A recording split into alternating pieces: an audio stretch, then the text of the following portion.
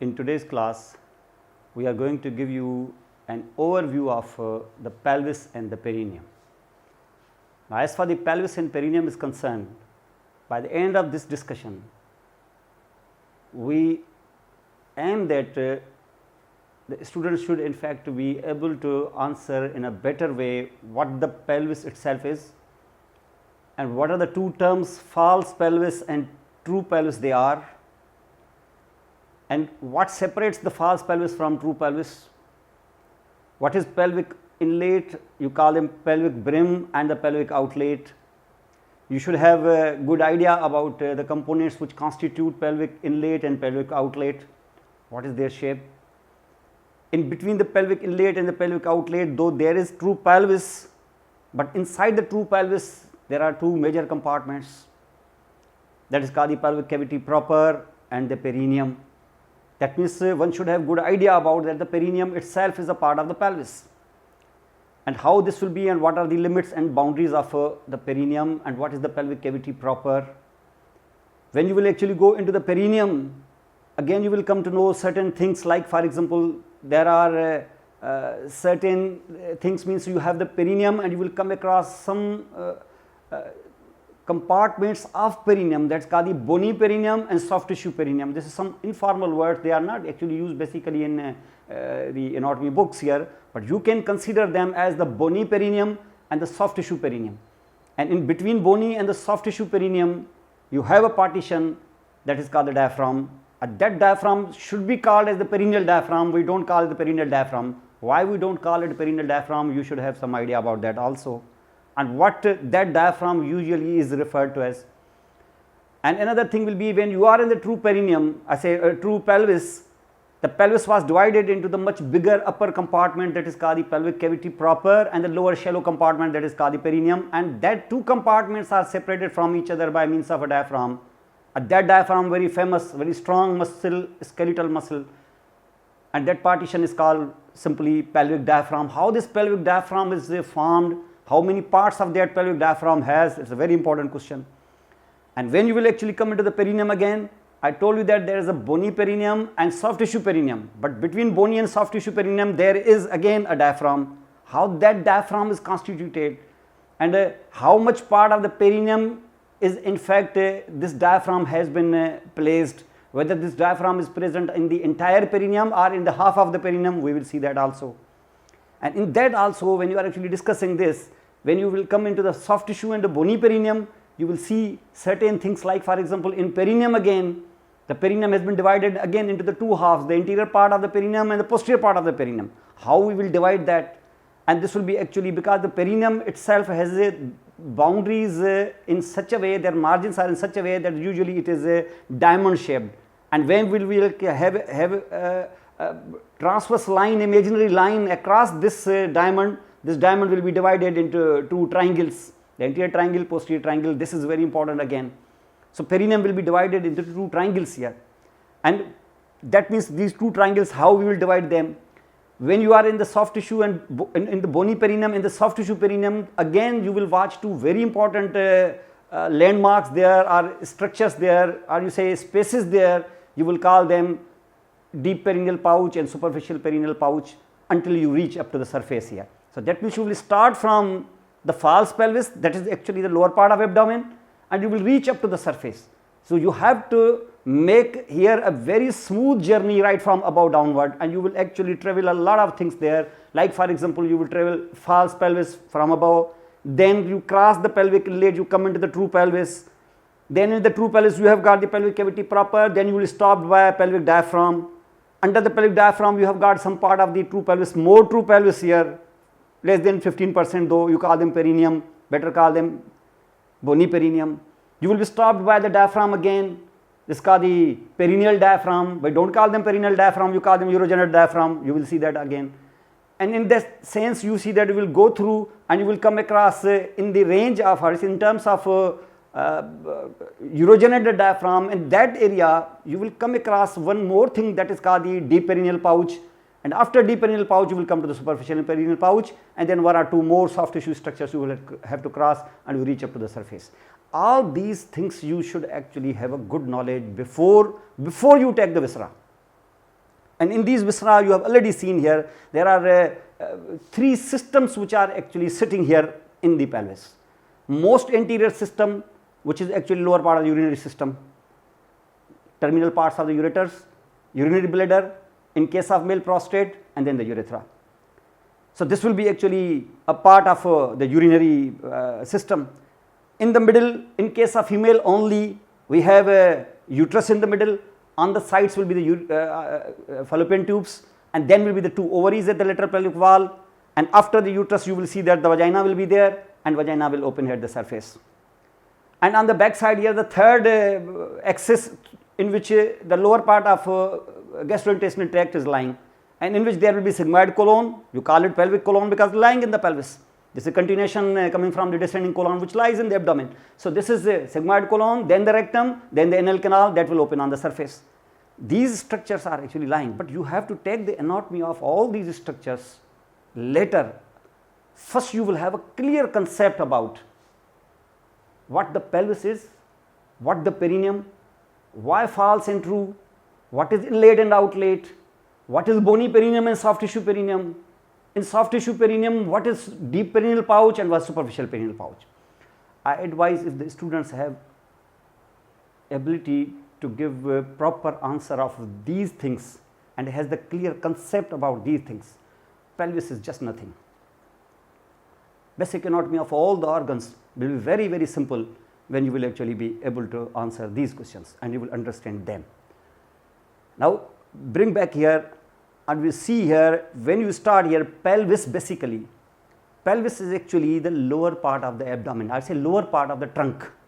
This is called the pelvis, and this is the part of trunk you see there, the lower part of the trunk that lies between the abdomen and the thighs. And here this portion which is called here the true pelvis, I say that is called here the pelvis, is made up of 4 bones. 4 bones means 2 hip bones on sides, and these hip bones are not just on the sides, anteriorly the hip bones fuse together, that you will actually be watching here. See this, these are the 2 hip bones on the sides, and these 2 hip bones fuse together here anteriorly through their pubis bone at the pubic symphysis, a secondary cartilaginous joints, they are called symphysis, and very famous symphysis is there, symphysis, pubis, you call the pubic symphysis, and this is the pubic symphysis which you are actually watching here. So that means the 2 hip bones, they are fused together here to form pubic symphysis.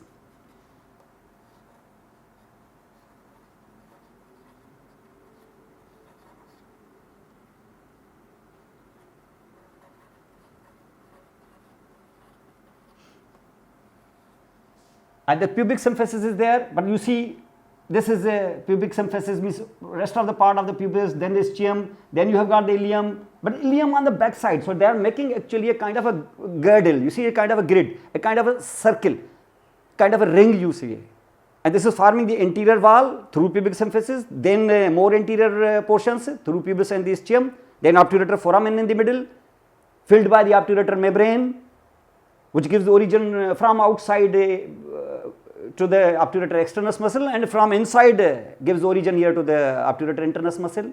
And then you are actually watching here, going here on the back side here, you have got ischial tuberosity, ischial spine, etc., until you have got here the ilium bone above the level of pubis and ischium, that will fuse behind with the last part of the spine, last part of the vertebral column, that is the sacrum. So you are watching the sacrum. And sacrum means sacrum, which is actually combined 5 sacral pieces combined together. This is the last part of the vertebral column having 5 sacral pieces fused together. This is called the sacrum. And at the end of the sacrum we have got 2 or 3 fused pieces of the coccyx here, but you consider it like a single bone. This is called a tailbone, and this is something that is called the coccyx.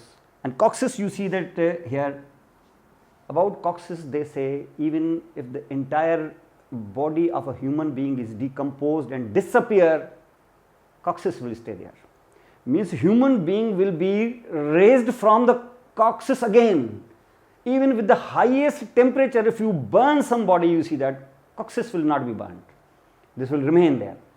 Coccyx, this tailbone, means a human being can be raised from the coccyx again if the coccyx persists. It is a kind of, you see that is kind of a seed of the human being you can consider like here. So see, this is here.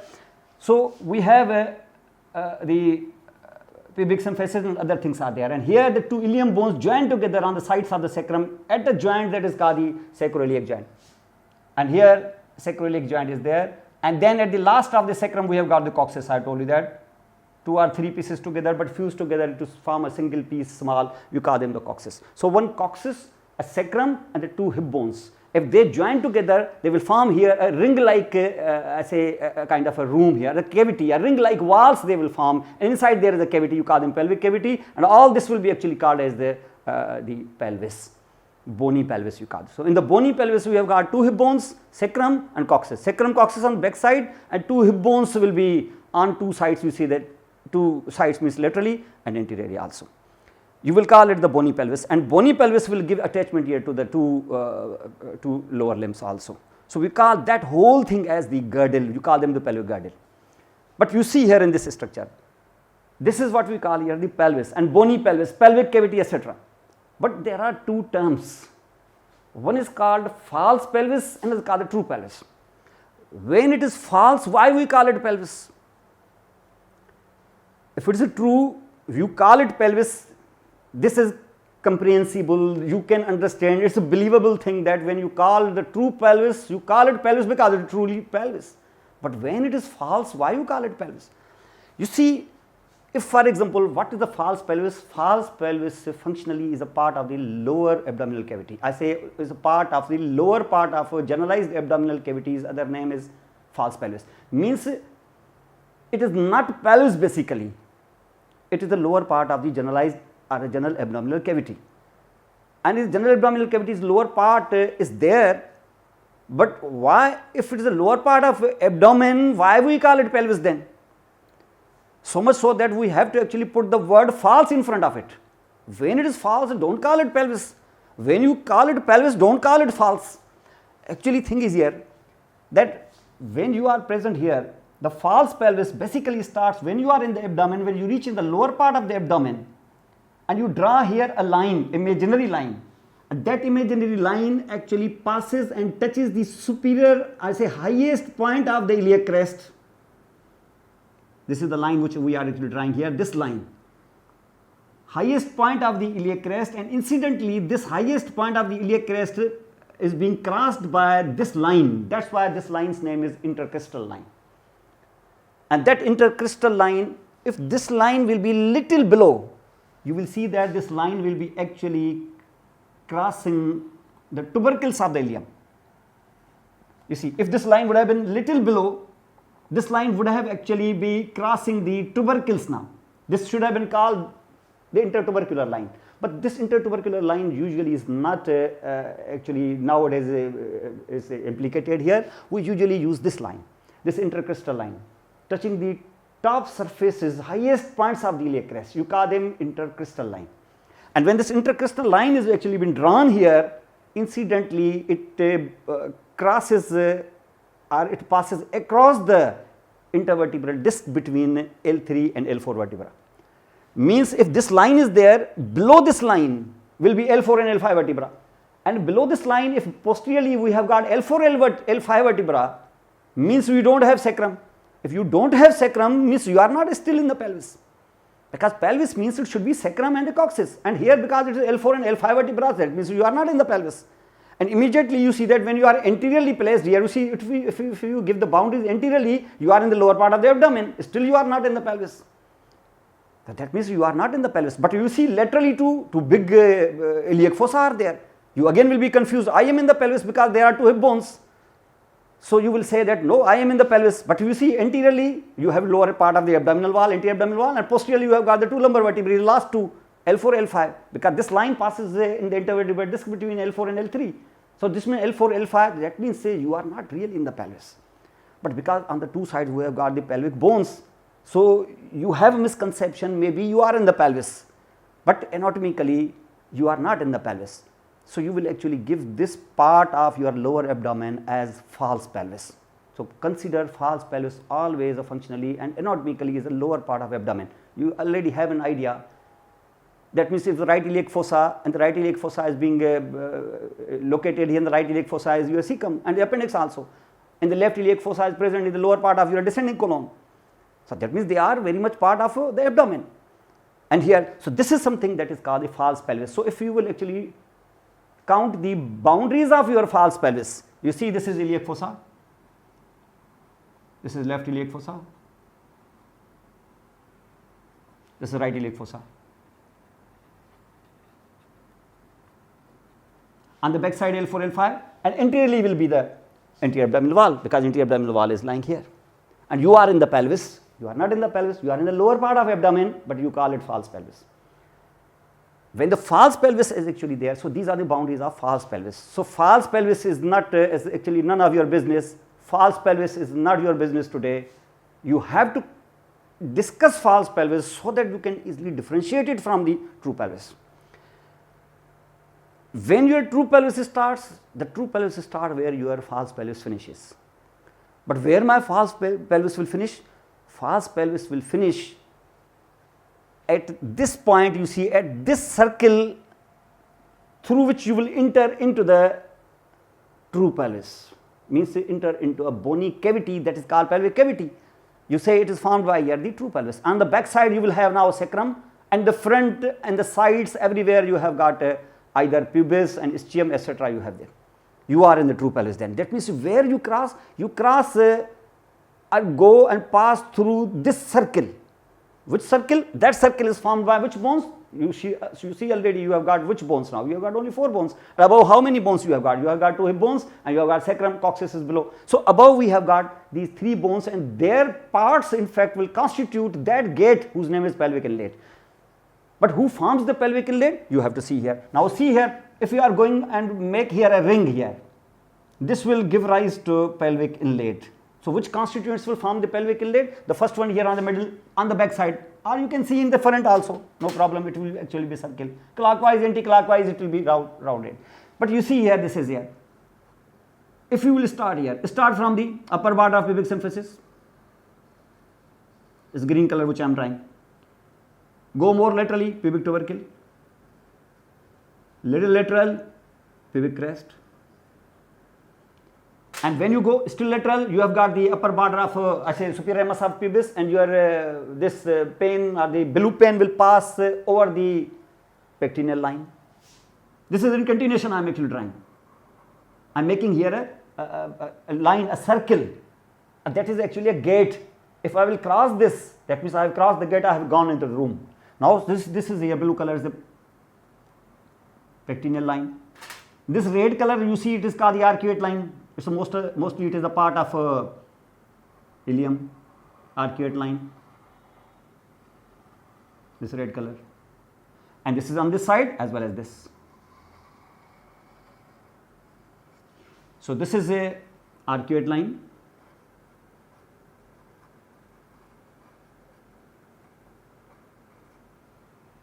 Watch this blue color, pectineal line.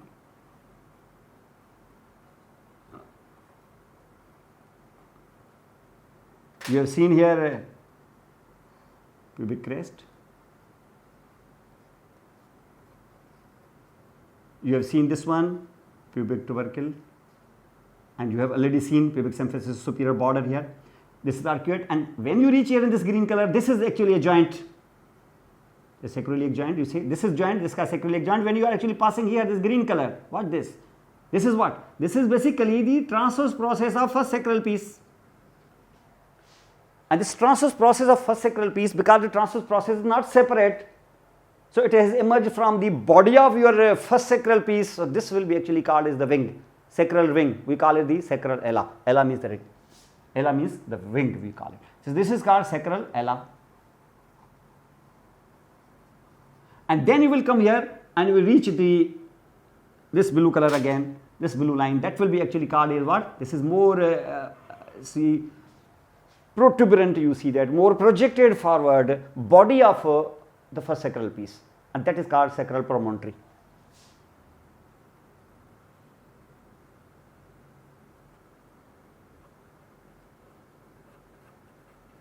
This is sacral promontory.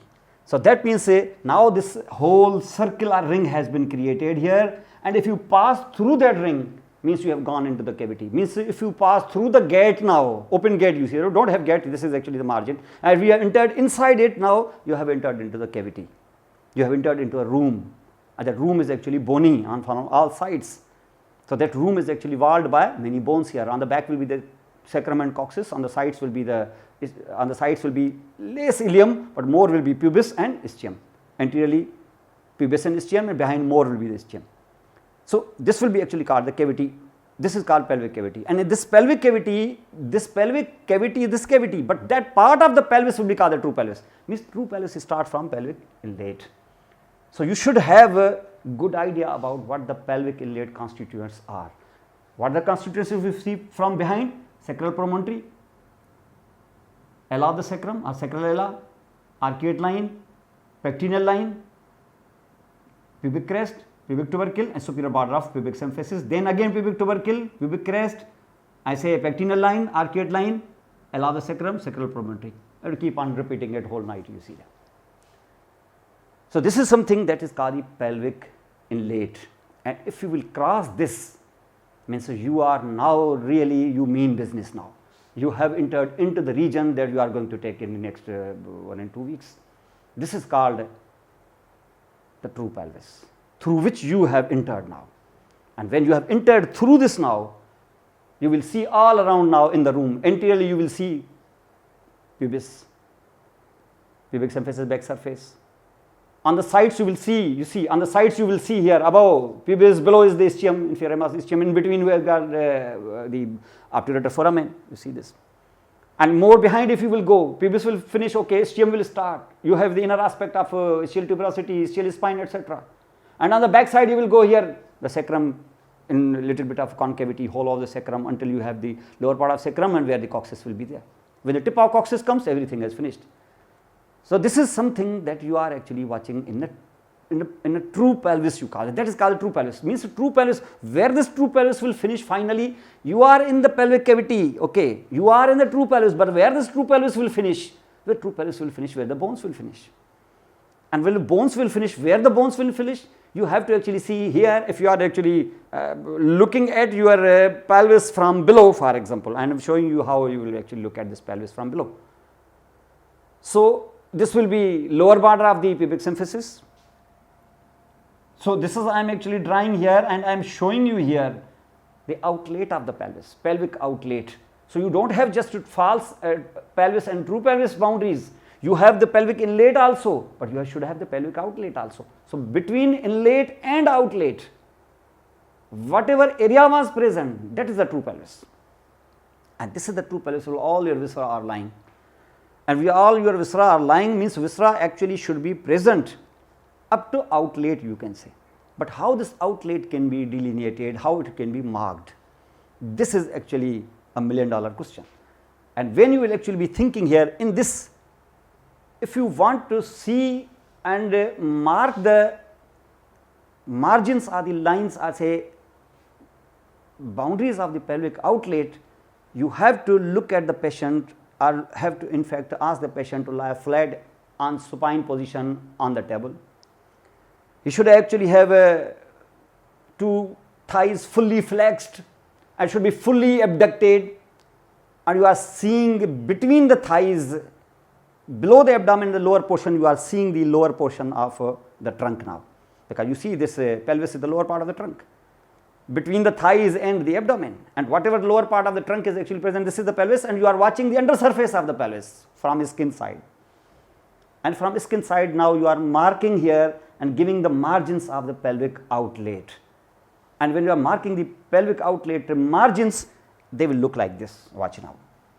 Now in this especially, it will be the inferior border of the pubic symphysis. So I am marking the inferior border of the pubic symphysis. I am marking here the boundaries of pelvic outlet. So you are watching this, lower border of pubic symphysis.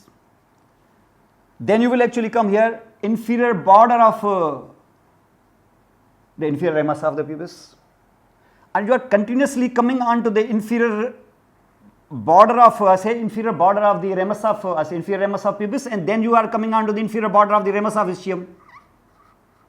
You call it ischiopubic ramus also. Not only one side, but on the other side also. So pubic symphysis is in the middle. Another two sides will be the ischiopubic rami until you reach here at the ischial tuberosity. Means it will be like this. Understand? So it will be like this. So where you stop? You stop at the ischial tuberosity. So you are actually watching this ischial tuberosity. This is ischial tuberosity.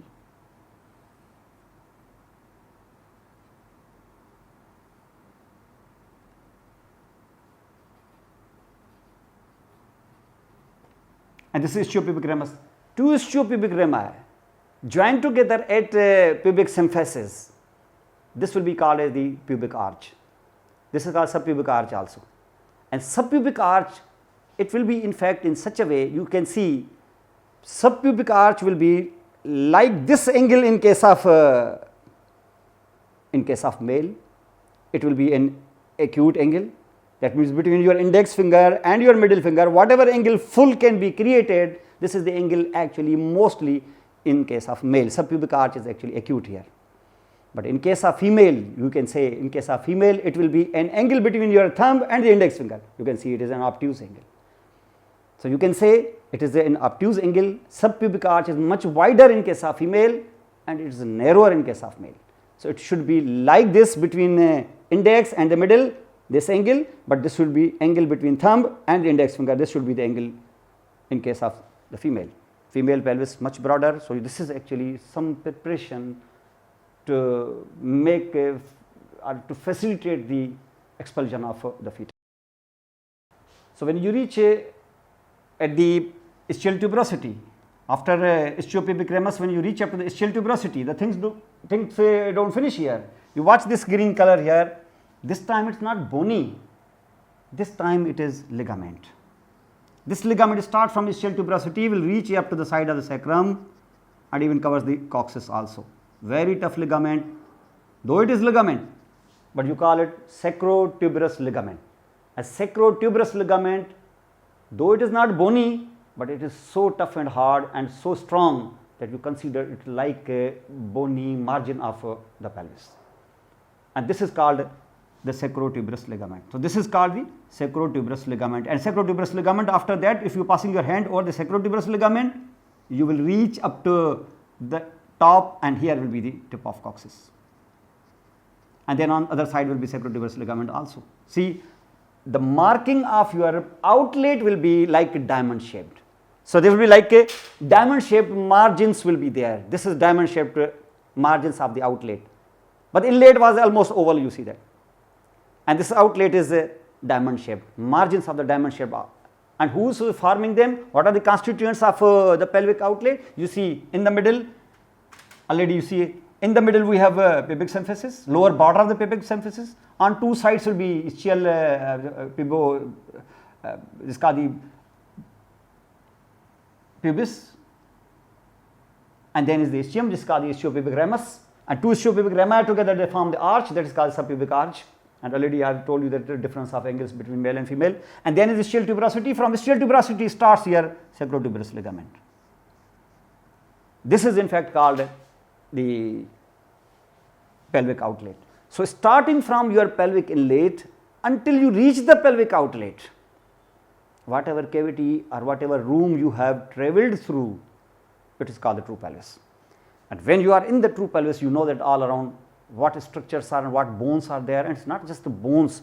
And we are inside, for example, I told you that on the back you see, and more in the front, on the from the pelvic cavity side you have got pubic symphysis back surface, then the body of the pubis, and after that you have got the superior ramus of the pubis, and then just not the superior ramus of pubis, but here you have got the ramus of ischium backside also, inside also, and in between there is the obturator foramen covered by the obturator membrane, and from inside you will have from the obturator membrane and the all adjacent bone which is available there, attachment of your muscle, that is called the obturator internus muscle. So that means when you are sitting in your true pelvis, on sides we have definitely bones, but that bones are not visible because mostly on the lateral side, not in the front obviously.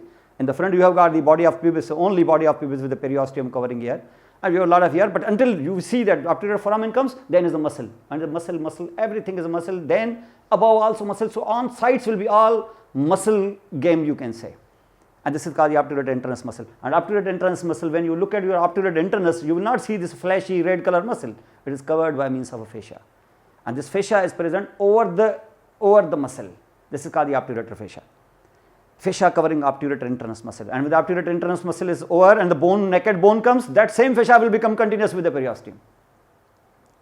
So that muscle is actually making here a cushion, and cushion is very important. I will tell you why this obturator fascia is important.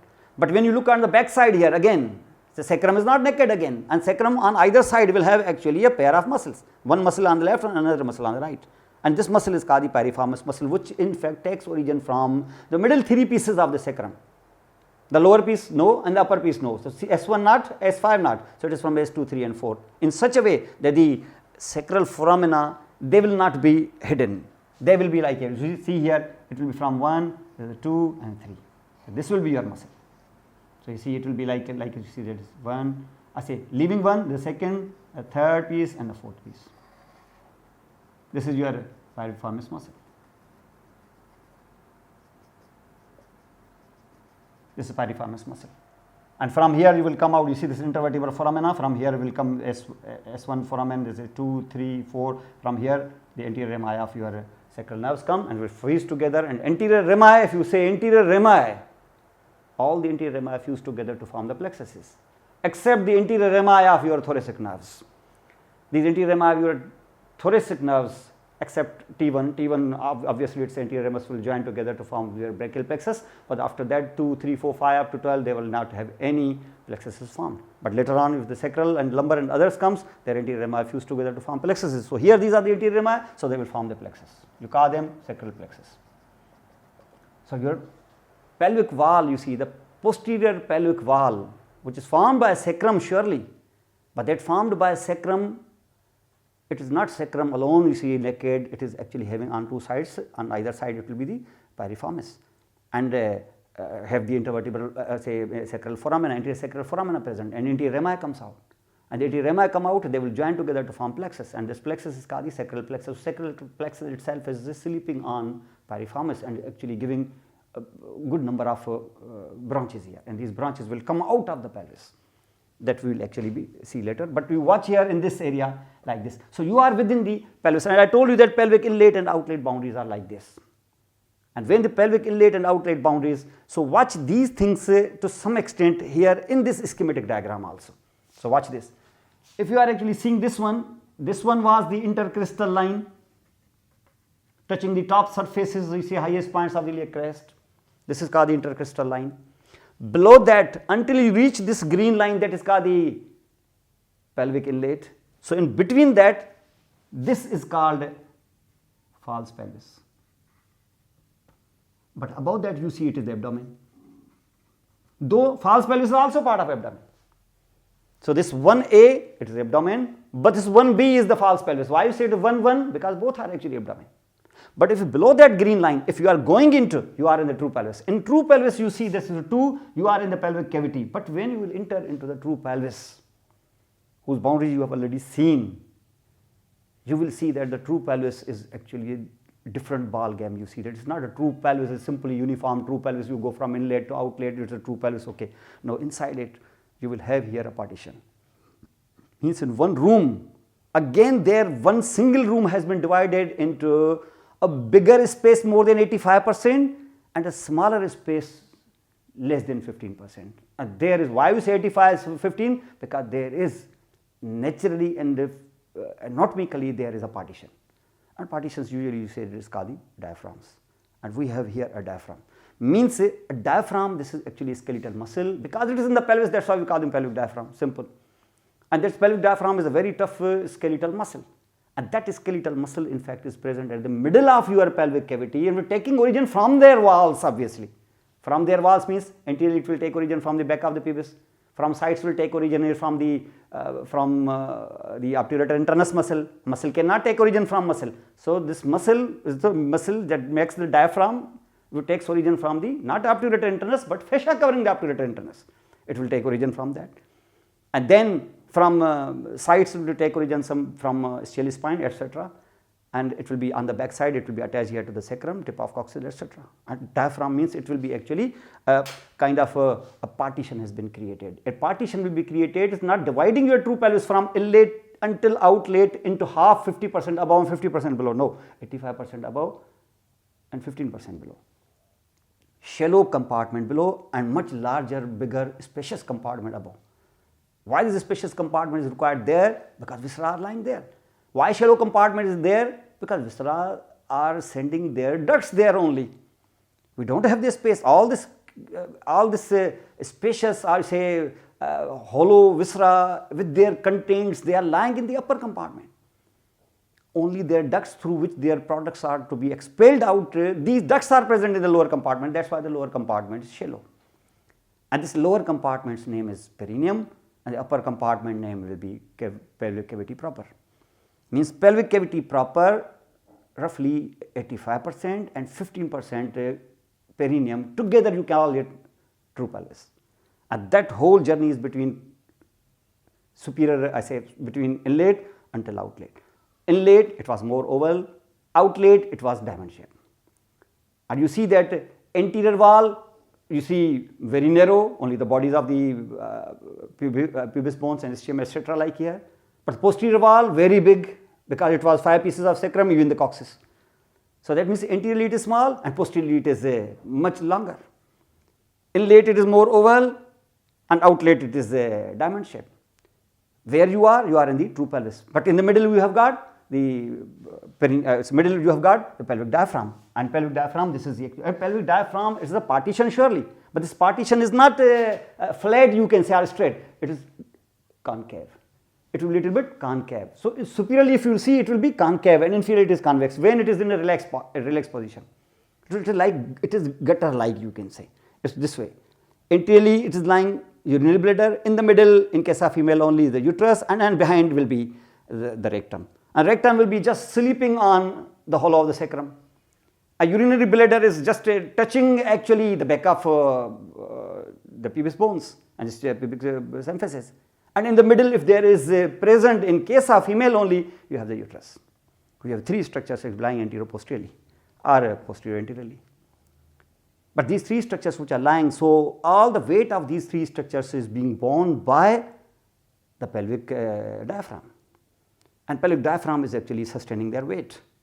And is giving their actually this. And pelvic diaphragm is not just sustaining their weight, but offering the transmission or passage of the ducts continuous with these 3 structures separately. 3 separate ducts should actually pass through the diaphragm to enter into the lower 15% shallow compartment whose name is perineum. So these ducts are actually coming there. And if you are actually looking at this, watch this. So this is a more concave gutter-like pelvic diaphragm. And then this one, the 3rd compartment whose name is now the perineum.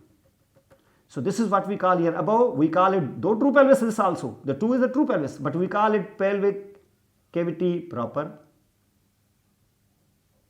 and this compartment is called the perineum. And perineum is present up to where? Perineum is present up to where your pelvic outlet finishes. This is the perineum.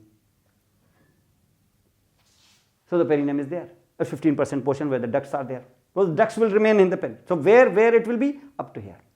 Means up to pelvic outlet the perineum finishes. But the perineum finishes, but we have got a lot of other things until you reach the skin. Means after your pubic arches, you have now 3 more components of the soft tissue. Number 1, superficial fascia, if you are going from inside, membranous layer. That means the outlet has been hidden by membranous layer first. This is green color. Membranous layer of superficial fascia, which will be continuous here to the abdomen, then comes under your trunk, covering your perineum and going to the, you say, gluteal region and other things here, but usually it doesn't go there. Up to the half of perineum it will stop, but okay, it is going like in the perineum.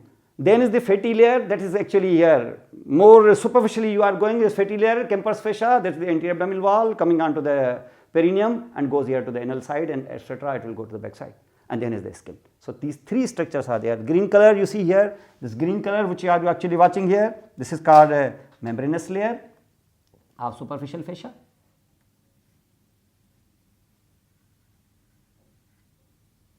The next one, which I am actually showing you here like dots here, this is a fatty layer.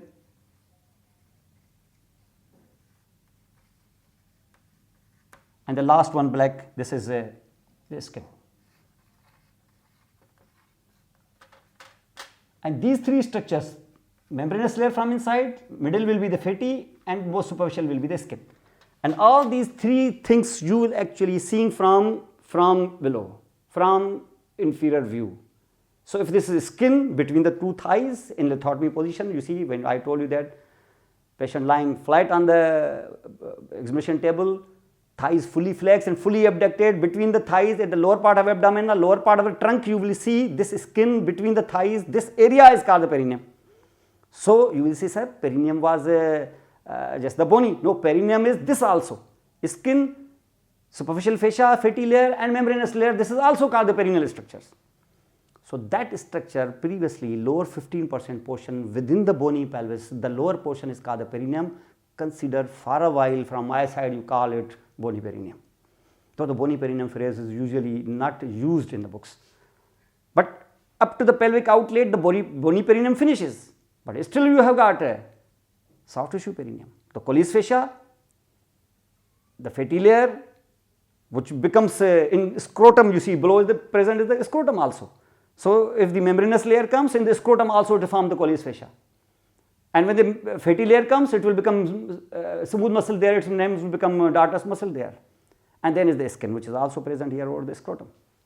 And here this is coming onto your perineum. Scrotum is actually an extension coming from the perineum.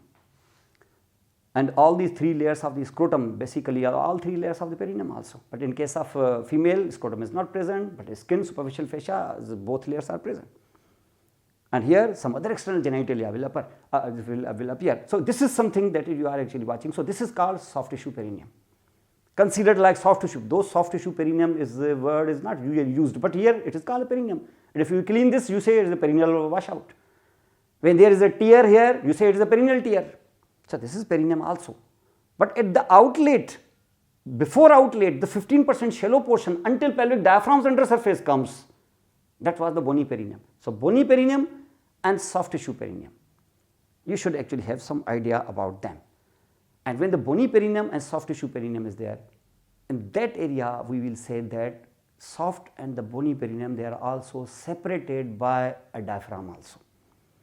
And if this diaphragm is present, and this diaphragm is the skeletal muscle also, and that skeletal muscle of diaphragm, this diaphragm should be called as what? Because it separates the bony perineum from soft tissue perineum. So call it perineal diaphragm. And from where the perineal diaphragm should take origin? Whatever bones are available, because the skeletal muscle should take origin from skeleton. And which is skeleton? Right where the bony perineum finishes. Where the bony perineum finishes? Where the true pelvis finishes. Where it finishes? It finishes at the pelvic outlet. Means this muscle takes origin from pelvic outlet. And that is called the perineal diaphragm. But I will tell you it is not called perineal diaphragm. It has some other name. That we will discuss in other session of the discussion. Class is finished.